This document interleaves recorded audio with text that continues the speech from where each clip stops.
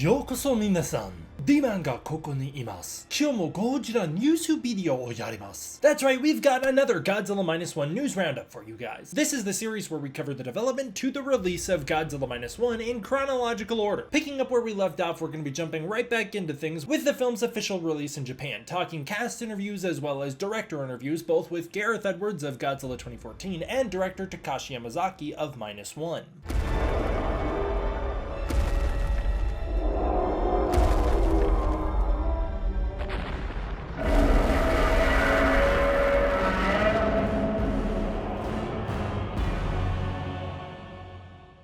Starting out, we're going to do art like usual, and the first piece comes to us from Edit Sutton. This is his Godzilla in the city. This is a wonderful little Photoshop using the official render of 1. I love it. I love how imposing Godzilla looks. I love the apocalyptic tone of it. I just thought it was great. The next one comes to us from Good Guys 734052236, and this is obviously placing Godzilla 1 into the frame of the 1954 promotional photo. I love that stuff. I love seeing Godzilla in this retro setting. I like that he did that. That's really neat. So I wanted to show this one off. And then this final piece comes to us from GNA. GNA is one of my favorite Godzilla artists and someone who I just think is an absolute incredible powerhouse of a talent. This is obviously like a Godzilla summer festival. I like that you've got Godzilla 54, Godzilla 1. They're flying banners for Gojira and Godzilla 1 back there. And then they've got that like little globe thing that was in Tokyo, at least back in 54 it was. Very cute. They're eating Japanese candy, drinking Japanese soda. That's cute stuff. I like this one a lot. Godzilla had a collaboration with Family Mart where they released some Godzilla coffee. I have no idea how it tastes, but I can only imagine you'd need a Geiger counter to be able to fully appreciate what it's doing to your body. I hope it was yummy, but I do really like the cup, and I have a feeling that cup could be a collector's item in a matter of time. There's actually a bunch of different cups that you could have gotten in different variations from white to red, and they're all pretty neat. Around the time Godzilla 1 came out in Japan, they dropped some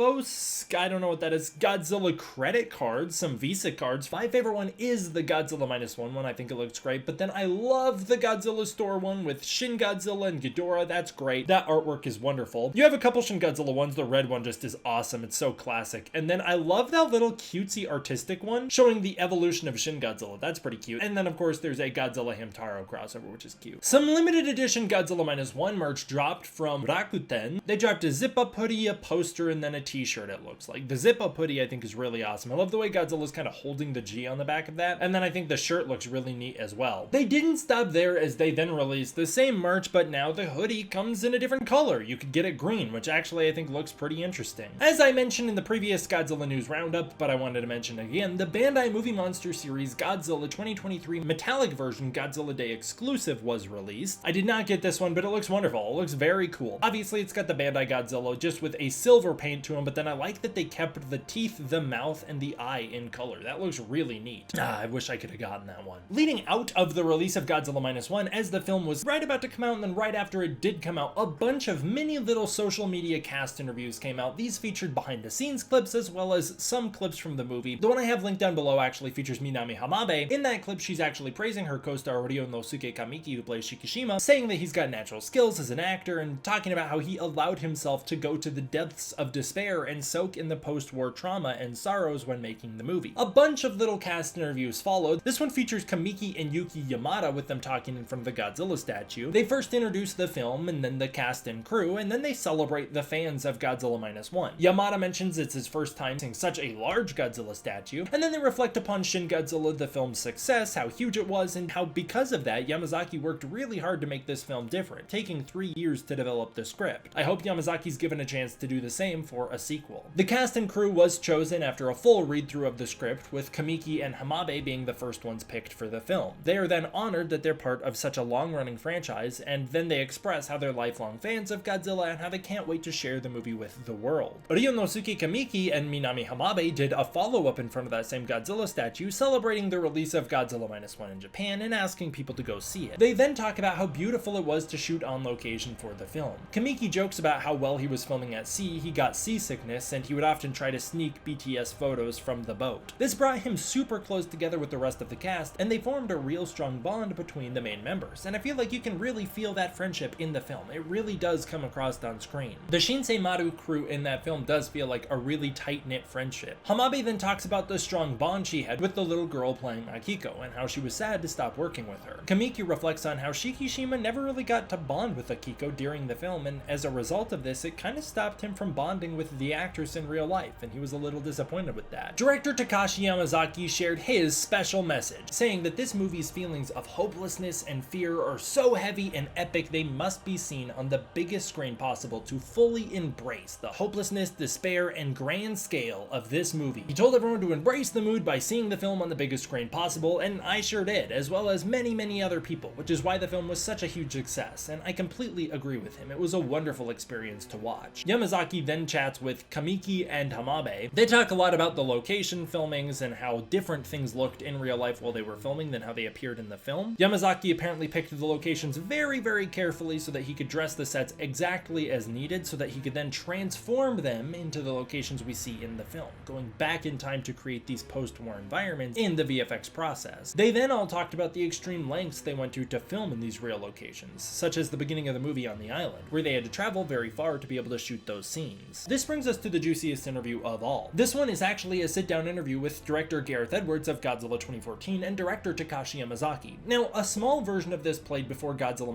1 in Japanese theaters, and I have talked about that on the channel before. That is not the interview I'm covering today. I'm covering the actual extended chat between the two directors, linked down below. Edwards reveals he loves the post-war setting for Godzilla and apparently wanted to do the same thing, but just wasn't allowed to. He kind of did get to do a little bit of the 1954 stuff in Godzilla 2014, just not as much as it sounds like he maybe wanted. Edwards says he then told the crew of Godzilla 2014 while they were making the movie that what they were shooting should feel like the real-world events that the 1954 film might be based on. He said that -1 nails that idea perfectly in a way he never could. His idea, what he really was trying to say, was the idea to show how humans would actually react in the real world when encountering Godzilla for the first time. That's actually not new. I know this article maybe presents it as if this is the first time we're hearing it, but this was actually something he talked about in 2014 in magazines. I remember reading that and being confused, thinking that Godzilla 2014 was going to end with Toho producers seeing Godzilla and then making a movie based on it, which then becomes the 1954 film. I was so confused by it. My dad had to explain to me what that quote actually meant when Edwards originally said it, but it's nice to see him bringing it back up here. Edwards says that -1 deserves to be considered as potentially the very best Godzilla film ever made, and I know for many it is. Yamazaki then reveals his main inspirations for making the movie were films like Steven Spielberg's Jaws, Close Encounters, and Jurassic Park, as well as the films of Christopher Nolan such as Dunkirk. It's really nice knowing that in retrospect, Yamazaki actually got to meet those directors who inspired him so heavily. His primary Japanese inspiration was Hayao Miyazaki. Yamazaki and Edwards both loved where Godzilla is headed, and are very excited about where Godzilla is going in the future. Both directors expressed that they would love to come back to work on more Godzilla projects. However, I have a feeling Edwards probably wouldn't want to step back into the MonsterVerse in its current iteration.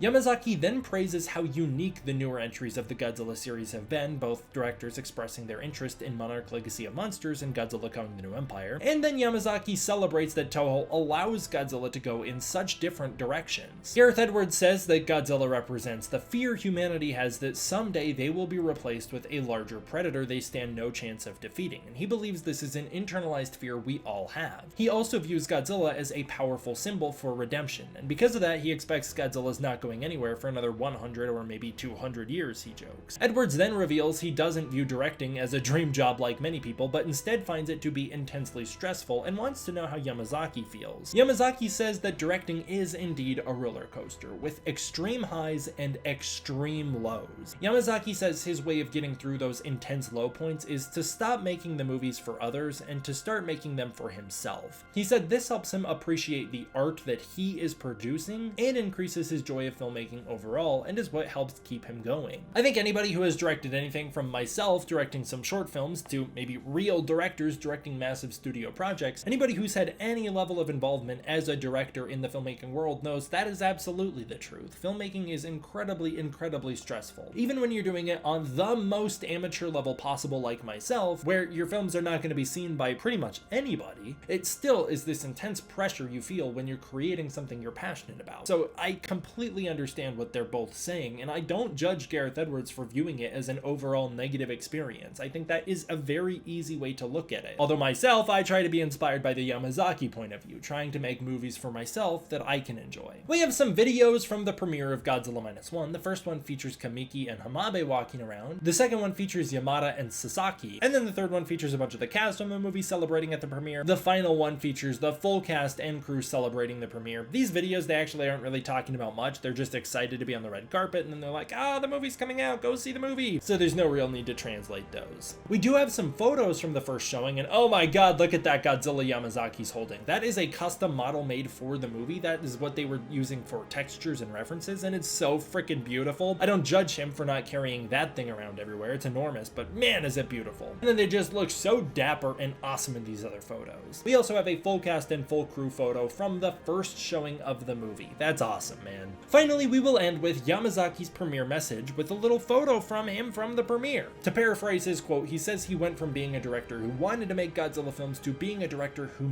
made Godzilla films. Good for him, man. He did it. He lived the dream, and I think so many of us could not be happier for him. He said it was a feeling of intense happiness and also loneliness, that it's coming to an end and would be over soon. Well, good news, Mr. Yamazaki. I'm so far behind on news, I will be here celebrating with you for a long time to come. Thank you guys all for watching another Godzilla -1 news roundup. I hope you enjoyed. As always, I want to give a huge thank you to my patrons over on Patreon. It is through the support of the patrons that I'm able to continue making videos like this for you. If you want to check out the Patreon, you can use the link in the description below, where you can get early access to content, access to the Discord community, and more. Thank you so much for watching. I'll see you guys next time for the next one. D-Man out.